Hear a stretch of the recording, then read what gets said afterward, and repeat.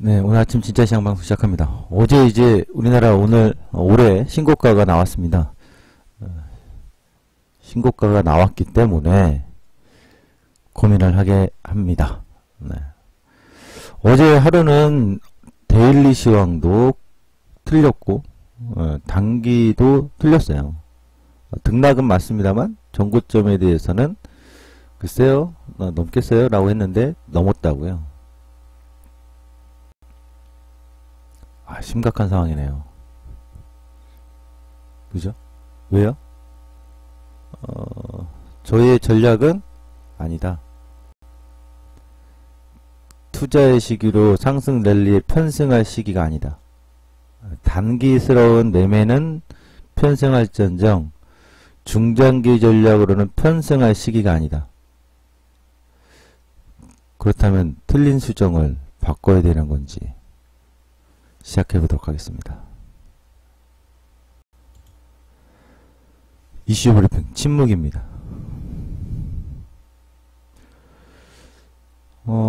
제가 진짜 시장을 쭉 매일같이 하면서도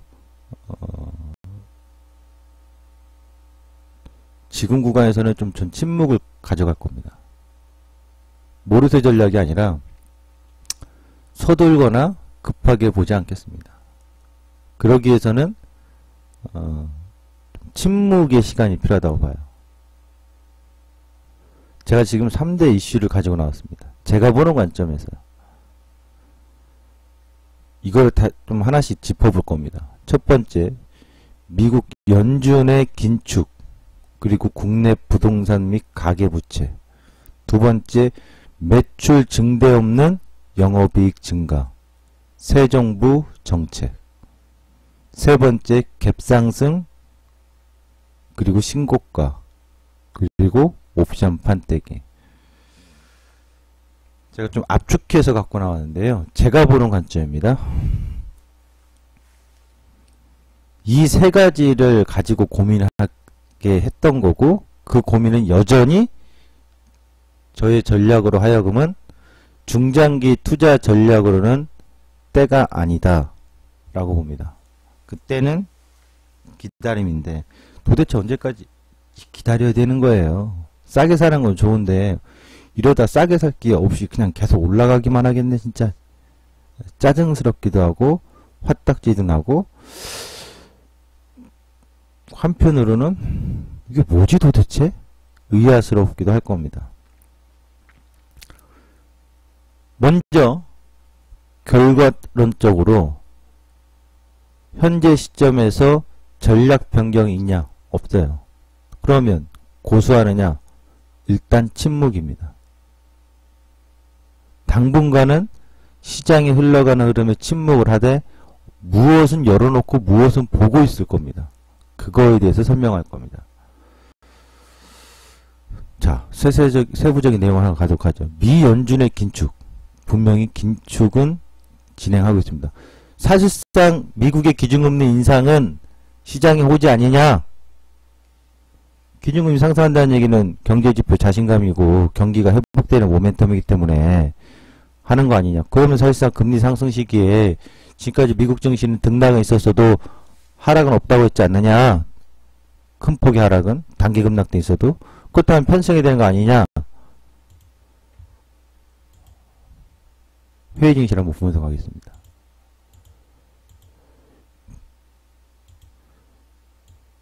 미국이 기준금리를 인하했던 시기, 그리고 기준금리 94년, 95년도, 94년도 2월부터 그린스펀이 처음으로 금리를 인상해서 하락을 맞고 왔다리 갔다리 하다가 결국 금리 인상하는 시기에 계속해서 상승. 당시에 클린턴 시절, 빌 클린턴. 2001년도, 2년도 금리 인하 시기, 2004년도, 5년도 금리 인상 시기, 그린스펀 시절. 분명 그린스펀 시절은 금리 인상 시기에 내리고 오르고의 박스였습니다. 그리고 금리 인상을 계속 높이는 과정에서도 강력한 추가적인 랠리가 이어졌습니다. 2년간. 그리고 96, 97, 98, 99. 4년간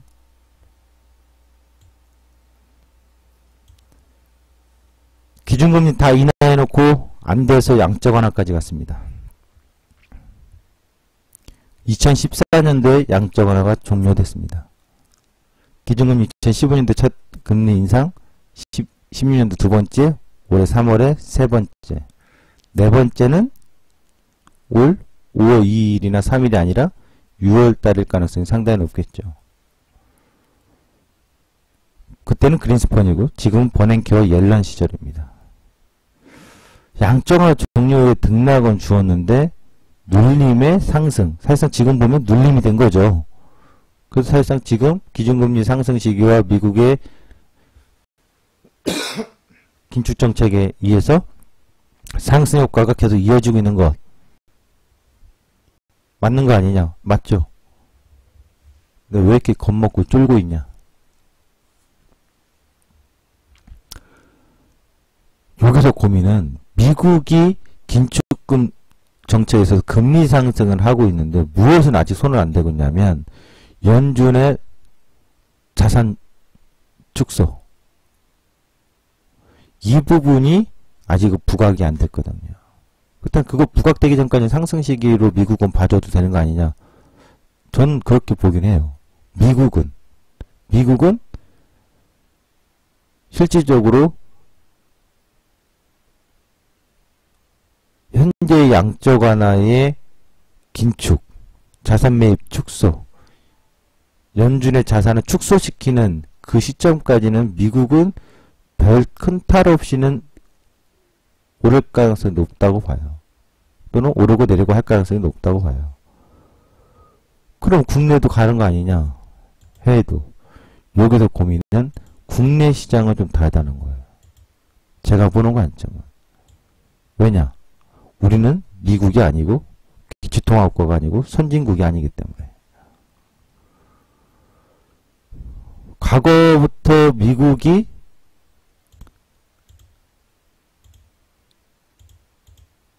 긴축정책으로 들어갈 때 우리의 상승 효과가 강력히 나왔던 적은 딱 한 차례인 겁니다. 사실상. 언제? 노무현 정부 시절에. 사실상 2006년도에 여기서 그 유명한 분 얘기 좀 잠깐 하면 김영익 센터장이라는 분이 있어요. 많은 분들이 아실 거예요. 무지 욕먹은 분이에요. 언제? 2006년도, 2007년도에. 자산 매입식이 아니다. 근데 결국 펀드라는 바람 때문에 2007년도에 폭등을 해줬죠. 그런데 결국은 강력히 떨어져서 위기가 발생했는데 94, 95년도 그린스펀 시절 그렇죠? 2004년도, 2005년도에 기준금리 올렸던 시절 지금 올리고 있는 시점 2015, 16 현재 정확히 갈립니다. 혹자는 이런 시기를 맞이할 것이다. 혹자는 이런 시기를 맞이할 것이다. 저는 둘 다 틀렸다고 보는데요. 그럼 도대체 뭐요? 이번에 미국의 그 금리 인상 시기 그리고 미 연준의 자산 축소 시기 이게 맞물리기 시작하면 사실상 우리나라는 저는 일본과 똑같이 될 거라고 봐요. 일본과. 뭐냐? 박스에 있다가 박스 하단으로 다시 내려온다. 이렇게 보고 있어요. 그러니까 결국 왜 이렇게 보냐? 세부적 내용 다시 들어가보도록 하죠. 가계부채예요. 지금 현재 우리는 구조가 그 일본의 그 상황하고 다르지 않아요. 1990년대 10년간 일본이 겪었던 과정을 겪고 있다는 얘기죠. 근데 결국에 기술주 거품이 나오고 했을 때 일본 주식들은 어땠습니까? 무너졌거든요. 근데 그게 단순하게 미국의 기술주 거품이 나왔을 때 일본이 무너진 이유는 일본이 뭐 기술주 거품이 있었나요? 아니요. 그때부터 고령화 사회에 갔고 부동산 문제 의식이 계속해서 터졌고 우리나라가 지금 바로 그 길목에 좀 있다고 보거든요. 가계 총처분 가능 소득 대비 원리금 상환 비율 추정치입니다. DS 상당히 높죠. 그러니까 지금 원리금 상환 비율은 굉장히 높아졌고요. 원금 상환이 높아졌다는 얘기예요. 그러니까 이자 부담은 급격히 증가하고 있진 않아요. 왜냐? 우리나라 아직 금리가 낮으니까. 오른쪽에 보면 국내 총생산 대비 가계부채 비율인데요. 이제 1300조가 넘었습니다. 현재 국내 총 가계부채 비율이 1300조 원이 넘은 걸로 나와 있고 급격한 가계부채 증가 상황인데요. 원리금 상환 비율 DSR 추정치로 본다면 사실상 지금 가계에서는 거의 40%니까요. 두 가구 중에 한 가구는 원금 상환하라고 쎄 빠지고 있는 거예요. 이자 부담도 있습니다만 그 다음 걸 보면 대출 금리 및 만기 구조인데 이게 바로 화두예요. 뭐냐? 요 자료에서 보시면 대출금리 2011년도부터 그러니까 박근혜 정부 들어서 부터라고 하도 과언이 아니겠죠. 2011년, 2014년부터 빚내서 집 사라 했던 정책. 계속해서 지금 금리는 낮췄죠. 국내 금리는. 그러니까 이 대출 금리에 대한 이자 부담은 적은 거죠. 근데 이거는 바뀔 거란 얘기예요. 미국이 긴축으로 가고 금리 상한 시기에 우리나라가 계속해서 대출금리 낮아지고 저금리로 가냐? 아, 그러면 땡큐지. 그게 아니라 우리가 시차를 두고서 뭐 6개월 정도 시차를 두든 몇 개월의 시차를 두든 그들이 올라갈 때 우리도 자연적으로 올라갈 수밖에 없다고요.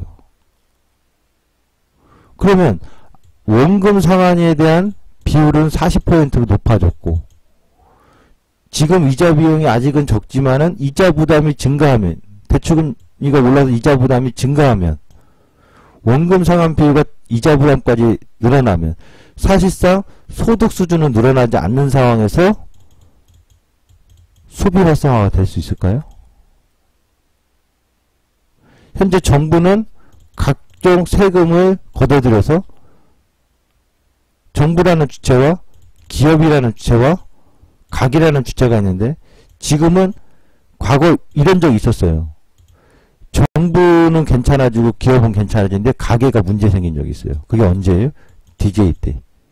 김대중 대통령 때 IMF 이후에 바로 2000년도인가요?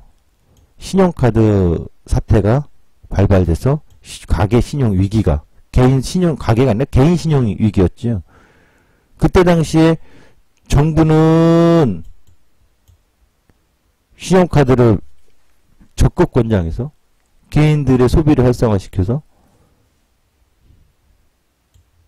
세금을 많이 걷었고 세수를 정부는 또 공적 자금을 기업들한테 투입해서 기업도 살려줬고 지금 가게만 죽어나고 있다 이거예요. 앞으로 죽어날 거예요. 특히 부동산 쪽에 잘못된 공격적인 투자를 했거나 또는 본인의 가계자산에 있어서의 금융자산이 부족하고 이 대출이라든가 이런 구조에 많이 묶여있는 분들은 위기관리를 하셔야 된다고요. 근데 지금 이것이 발발되고 있지 않은 이유는 아직 우리나라가 저금리이기 때문에 그래요. 우리나라 금리 인상 했습니까? 계속 동결이잖아요. 근데 미국이 이번에 3차례 올리고 한 번 더 올해는 3차례까지라 했어요. 그러니까 지금까지 15년도 한 번, 16년도 한 번, 올해 한 차례인데 2번 더 남았단 말이에요. 올해 한 차례 올렸잖아요. 3월에. 6월이나 하반기에 올리기 시작하면 사실상 하반기부터는 실질적으로 우리나라도 금리 인상 시기에 맞물릴 가능성이 좀 높다고 봐요. 그렇다면은 과연 내수주들은 쉽지 않아요. 제가 볼 때는 내수 관련주들은 쉽지 않을 거라고 봐요. 수출주들은 내수도 영향이 있겠지만 일단 수출로 많이 먹고 하면 관계없는 거니까. 이게 주목돼야 될 이슈라고 봐요. 그 다음에 대선 후보 정책인데요. 매출 증대 없는 영업이익은 제가 종목 BPC한테 얘기해드렸기 때문에 약간 패스를 하겠습니다. 여러분도 아시겠지만 지금 기업들, 대기업들이 지금 실적 발표 소속하는 거 자료로 계속 보내드리는데 매출은 하여간 증대되지 않아요. 큰 폭의 증대가 없이 대부분 미비해요. 근데 영업이익은 큰 폭 개선됐다는 얘기죠. 그 부분에 있어서는 과연 그런 식으로 성장을 해서 자산시장이 커진 구간이 있었나 싶을 정도예요. 의구심을 좀 갖고 있어야 된다는 얘기죠. 대선 후보 정책 중에서 복지하고 일자리를 좀 주목을 해야 되는데요. 어제도 JTBC 대선 토론회가 있었습니다만 정책적으로 보면요.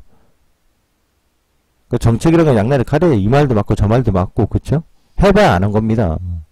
근데 전체적으로 보면 역시나 무엇은 주목되냐면 복지 부분은 주목이 돼요.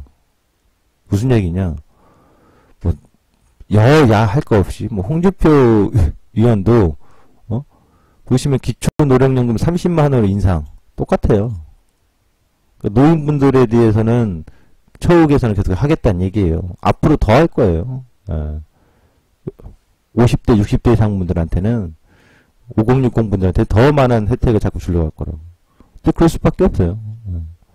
그러면 그게 50, 60대가 뭐 전문 사람들처럼 뭐 애 낳고 뭐 소비하고 뭐 이런 세대입니까? 아니거든요. 이분들이 소비하는 거 그 이상 세대 분들은 대부분 의료라고요. 뭐 이분들이 뭐 여행도 다니기도 하겠지만 의료 쪽에 소비가 많죠. 소비하는 것 자체가 10대가 소비하는 거랑 20대가 소비하는 거랑 30대, 40대, 50대 세대별로 좀 다르잖아요. 그럼 이번에 복지정책을 보거나 봤을 때도 결국에는 의료 관련된 서비스업들은 약이 됐던 그쵸? 의료 서비스 쪽은 앞으로 성장 산업이라고 봐야 된다. 근데 그것이 우리가 새롭게 겪는 게 아니라 일본이 겪었던 거기 때문에 일본의 시장을 보고 일본의 사회구조와 경제구조를 보면 우리는 자꾸 4차 산업 얘기해요. 이분이 자기가 IT 벤처를 해서 저기 안랩을 만들었기 때문에 뭐 그래가지고 뭐 이명박이 건설회사 다녀가지고 건설주 뭐 엄청나게 잘해줬나? 그거는 관계없다고 봐요. 4차 산업은 민간이 냅둬서 가는 게 아니거든요. 이 얘기는 잠깐 벗어난 얘기인데 어쨌든 이 얘기는 좀 다음에 하도록 하고요. 또 복지 공약에 있어서는 의료 서비스 쪽은 성장이에요. 다음 정부 누가 들어서든 간에. 그래서 사실상 제약바이오에서 관심을 두는 건 맞다고 봐요. 단 전 우량한 거 위주로. 일자리 창출에서 보면요. 이제 시장에 좀 맡겨서 가느냐? 공공부문으로 가느냐? 정부가 나서느냐거든요. 심상정 후보하고 뭐 문재인 후보는 공공부문, 다시 말해서 정부가 좀 더 주도하에 가겠다는 얘기고 이 나머지 세 분은 시장에 맡기자라는 식인데 결국 좋은 일자리 창출인데 이 얘기 중에서 하나 다들 뭐가 있냐면 기업에 부담이 되는 게 있어요. 솔직히 여러분이 사업을 하시는 분들이라면 칼퇴근 시키고 응? 최저임금 올리고 나 지금 매출도 등지하는데 매출도 안 늘어나고 지금 걱정인데 지금 잉여금도 쌓아놓을 것도 지금 부족할 판에 인건비를 돈 더 주란 얘기야? 솔직히 입장 바꿔 생각하면 내가 노동자면은 당연히 좋죠. 근데 내가 사업자면 부담이 되는 거거든요. 기업에겐. 당연한 거 아니겠습니까? 입장 바꿔서 여러분들이 사업자예요. 직원 한 30명 있어요. 근데 최저임금 해놓고 인건비 올려야 되고 칼퇴근 시킨다고 해봐요. 근데 매출이 증대되면 성장하면서 가면 괜찮은데 사업이라는 게 매년 성장할 수 있습니까? 좋았다가 나빴다가 좋았다 나빴다 할 수 있는 거지. 그 위기관리했을 때 경영 능력을 보여주겨서 잉여금도 쌓아놔야 되고 월급을 뭐 똥으로 줍니까? 매출이 감소해가지고 어느 해에는 월급 주기 힘들면 그동안에 벌어왔던 걸로 인건비 줘야지. 아니면 이게 계속해서 어려울 것 같으면 직원을 고용하지 못하는 건데. 근데 이들의 얘기 하나같이 한 목소리는요. 사업을 진짜 해봤나 싶을 정도예요. 뭐 해보신 분도 있겠지만 또 노동 쪽에서 일하셨던 분도 있겠지만 그러니까 지금 이 얘기들은 임금격차라는 거는 전 이렇게 봐요. 소득이 증가해도 결국 그 소득으로 우리는 뭐 해야 돼요? 일반적인 서민들은 빚 갚아야 돼요. 이자 내야지. 원금 상환해야지.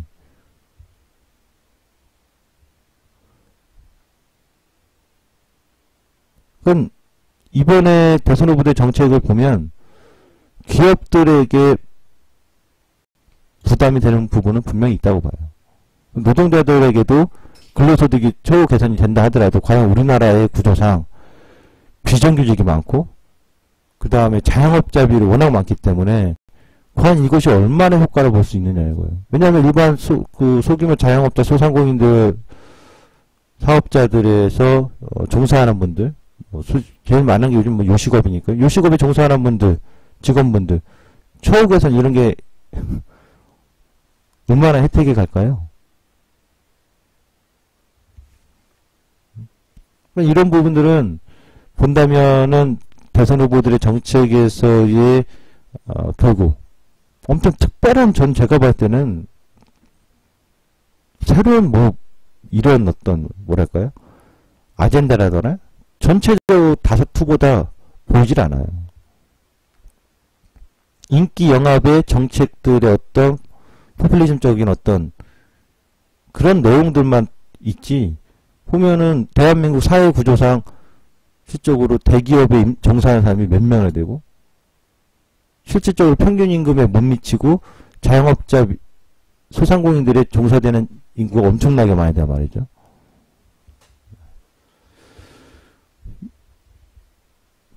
기업들은 분명 부담이 느낄 거라고요. 임금 부분에 있어서. 그 얘기를 하려는 거예요. 그래서 매출 증대 없이 영업이익이 개선됐는데 무슨 수로 일자리 창출을 자꾸 하겠다는 얘기야? 여러분 같으면은 정부에서 쪼은다고 일자리 창출만 하겠습니까? 매출이 증대되지 않는 상황에서 사업자라면? 고민 좀 해봐야 되는 거죠.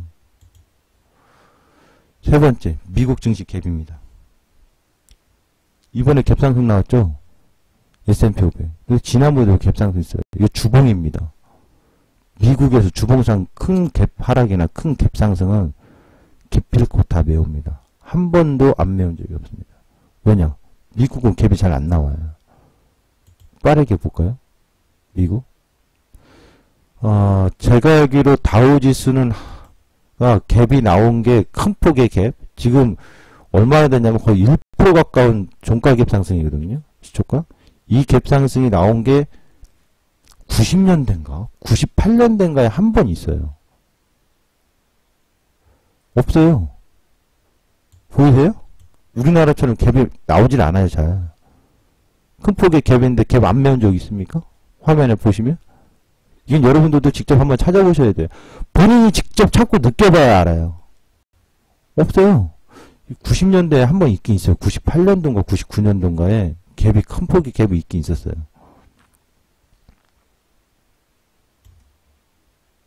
없죠? 없잖아요, 지금까지도.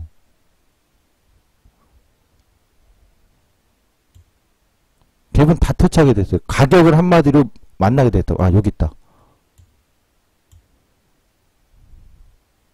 시가저가 있죠. 7987.46. 시가저가예요. 갔어요. 몇 달? 5월달까지 상승. 3개월 정도 상승. 안 와요? 바로 오는데?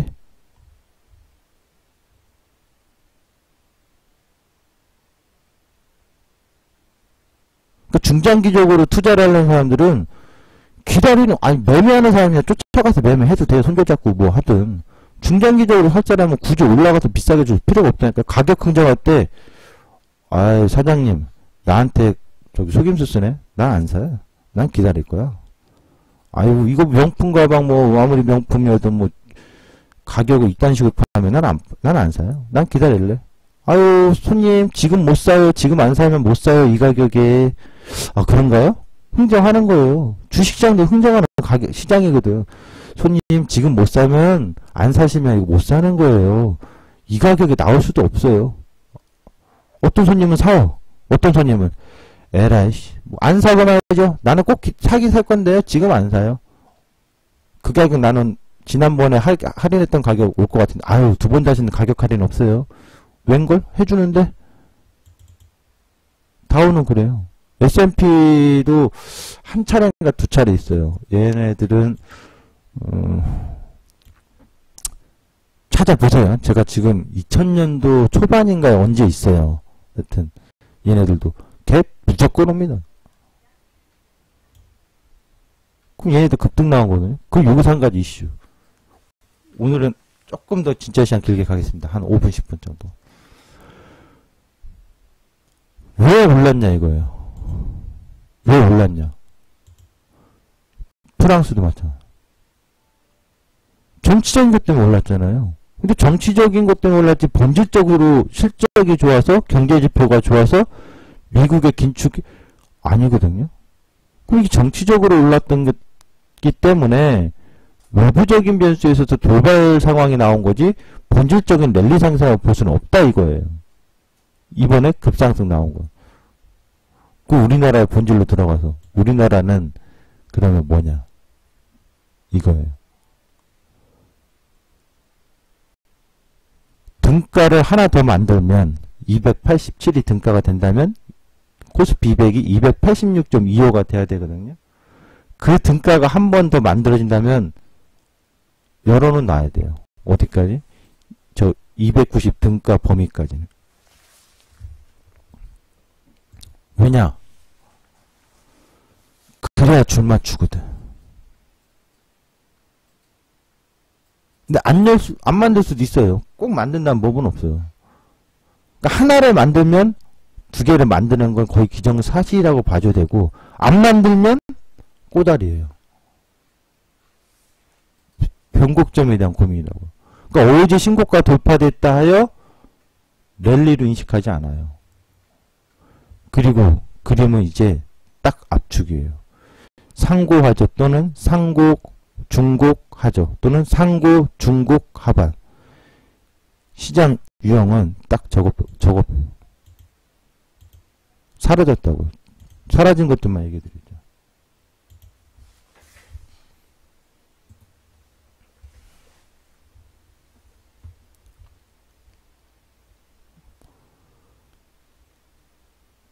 하락형 A형 추세 없고요. 국자 상승 없어요. V컵 없고요. 국자 하락 없어요. 지금 올해부터 들어와서 이렇게 올라가서 A형 상승이 있는 것처럼 보이긴 합니다만, 그렇죠? 일단 냅두고 A, B형은 국자 상승, V 상승, 컵 하락 없어요. 그럼 남은 건 하나예요. 컵 하락밖에. A, B형은 컵 하락. 그 다음 B형이에요. B형은 고저가 바뀐다. 무조건 수시로 바뀐다고 했어요. 박스 아니에요. B형이거나 B형은 이렇게 되면 뭐예요? 고점 쪽만 지금 계속 바꿨잖아요. 고점 쪽만 계속 바꿨죠. 그러면 저점도 바뀌어야 된다는 얘기예요. 그것이 갑자기 나와서 바뀌었다가 이런 식으로 반등 나오면 상고, 중곡, 하반인 거고, 만일 이렇게 나왔다가 이러면 상고, 중곡, 하저. 상고는 나온 거죠. 이 세 개예요. 단 변곡점에 대한 시각은 조금 침묵의 모드로 열어두겠다. 왜? 판때기 때문에. A형은 없어요. 하락 추세 A형은 없어요. 당연히 없지. 연초부터 계속 올라왔는데. 그럼 상승 추세 A형 있는 거 아니냐? 없어요. 무조건 3개밖에 없어요. 올해 2017년도는. 그러면 여기서 고점을 신고가 냈기 때문에 외봉으로 물리면 쌍봉이 나와야 되고 시간이 좀 끌리는 거죠. 그럼 대표님이 얘기하는 거에 있어서 조금씩 더 지연되는 거네요. 지연되고 있는 과정일 수도 있고 아니면 빨라질 수도 있어요. 판때기 마지막으로 설명드립니다. 지금 315가 막정인데요. 이거는 원리는 여러분들 이해할 수가 없어요. 제가 얘기되면 내년 3월물이 315에서 240입니다. 내년 6월물이 320에서 210입니다. 판은 만들어져 있거든요. 그러니까 지금 315까지는 나와 있어요. 그 두 개를 더 만든다고 하면 290의 등가 역할은 가능성은 있죠. 그러나 그게 끝이요. 설마 저는 거기까지도 사실 열지는 않았었어요. 280이나 뭐 이렇게 봤지. 285나. 만들어도 그만 안 만들어도 그만. 만들고 계속 가면 어떡해요. 천만의 말씀 만만의 콩떡. 왜? 하단에 이빨이 다 빠졌다고. 하단에 이빨이 다 빠졌다고. 240이죠? 내년 3월물. 올해 12월물. 190이죠? 올해 9월물. 220이죠? 올해 8월물. 237이죠? 7월물. 235일. 이빨이 다 빠졌다고. 그래서 저는 누가 뭐래도 250을 오는 건 기정사실인데 그 중장기적으로 매수하는 관점은 그 자리가 와야 가능하다고 본다고요. 그 위쪽을 열어줄 수 있는 거 계속 내리를 열어주지 않는다는 얘기입니까? 네. 잠시 침묵 모드고 등가를 285 등가가 되면 287이 등가가 되면 하나 더 좀 만들겠구만. 안 만들면 걸리겠구만.